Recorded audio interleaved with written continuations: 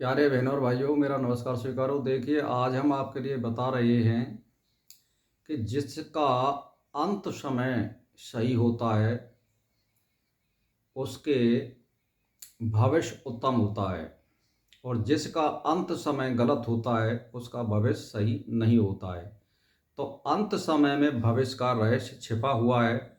तो देखिए, भगवान ने गीता में क्या बताया है उसको सुनिए कि भगवान ने मनुष्य पर कृपा करके उसे ये छूट दी है कि उसका जीवन कैसा भी रहा हो, यदि अंत समय में वह मुझे याद कर लेता है तो मैं उसका कल्याण कर देता हूँ। कारण कि भगवान ने अहेतुकी की कृपा से जीवन को अपना कल्याण करने के लिए ही मनुष्य शरीर दिया है।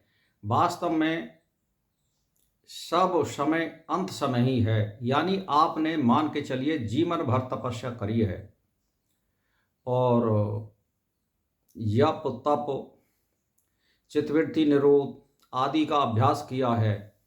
और हालांकि ये नियम है कि जो जिस चीज़ में ज़्यादा रमण करता है अंत समय में वही ध्यान आता है। इसीलिए हम अभ्यास करते हैं योग का, मंत्र का। यदि मान लो किसी कारणवश से आपकी इंद्रिय शिथिल हो जाती है, आपका बोल बंद हो जाता है और स्मृति भ्रांत हो जाती है, तो आप कुछ भी याद नहीं कर सकते। तो इसीलिए भगवान से हम एक ही प्रार्थना करते हैं कि भगवान हमें मृत्यु के समय सुरति और स्मृति को नष्ट ना करे और हमें बिस्तर पर ना लेटाए और चलते फिरते हम चले जाएं। यही मांगता है, सभी मनुष्य मांगते हैं।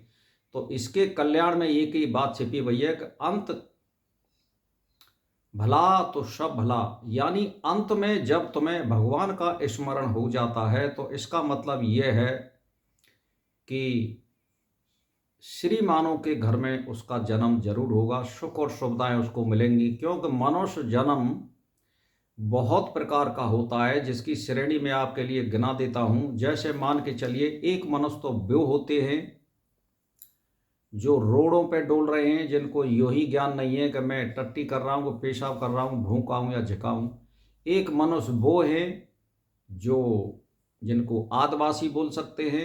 जैसे अफ्रीका में आपने वीडियो वगैरह में देखा होगा, वो खाली अपने पेट के सिवाय दूसरे जानवरों को मारने के सिवाय कोई उनका काम ही नहीं है। यानी वो केवल भक्षण करते हैं और जीव हिंसा करते हैं और उनका कोई लेना देना नहीं। वो भी मनुष्य हैं।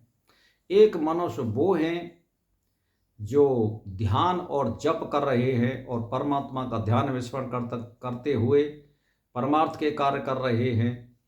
तो मेरा कहने का मतलब ये, एक मनुष्य वो है जिनके लिए सारी सुख और सुविधाएं हैं, बड़े बड़े पदों पर आसीन होते हैं, सारी दुखों उनने देखा ही नहीं है जिंदगी में। तो मनुष्य कईयों प्रकार के होते हैं। इसीलिए आपको जो अंत समय आएगा और आप भगवान का स्मरण करेंगे, ये तो निश्चित है आपको श्रीमानों के घर में जन्म मिलेगा, सारी सुख और सुविधाएं मिलेंगी। ऐसे वो परिवार में आपको जन्म देगा, मान सम्मान वाले परिवार में जन्म देगा।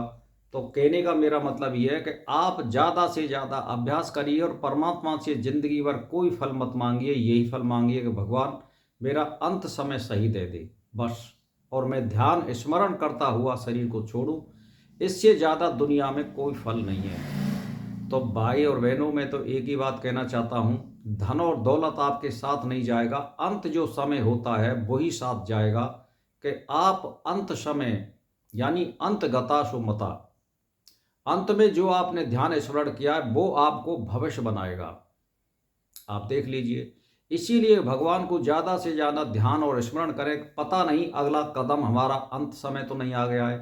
इसीलिए 24 घंटे परमात्मा के ध्यान और स्मरण में मन हमें गमन कराना चाहिए। ये कोई ज़रूरी नहीं है कि हम आलती पालती मार करके और माला लेकर के बैठे जब ही हम भजन कर सकते नहीं। खाते पीते डोलते उसको ध्यान और स्मरण कर सकते हैं। हम बगैर जिह्वा के भी उसको याद और स्मरण कर सकते हैं, और हमें कोई आडंबर की ज़रूरत नहीं है। तो अंत समय के लिए आप जरूर परमात्मा से प्रार्थना करिए कि मेरे लिए सुख और स्मृति को याद करते हुए मेरी इस शरीर को छोड़ने का मुझे अवसर मिले। इससे ज़्यादा इस दुनिया में कोई फल प्राप्ति का योग नहीं है। चाहे आप कोई भी तीर्थ यात्रा कर लीजिए, जप हवन यज्ञ कर लीजिए और भगवान का साक्षात्कार कर लीजिए, तो वो काम तो आएंगे, लेकिन सबसे मुख्य इम्पोर्टेंट बात है अंत समय क्या होता है। अंत अगर बुरा गया तो फिर अगला भविष्य बुरा ही चला जाएगा। इसीलिए हम तो एक ही बात मांगते हैं परमात्मा से कि अंत हमारा सुखपूर्वक और ध्यान स्मरण करते हुए हम जाएं। यही हम परमात्मा से प्रार्थना करते हैं, विनम्र प्रार्थना करते हैं। तो भाई और बहनों, मेरा इसी के साथ नमस्कार स्वीकार हो।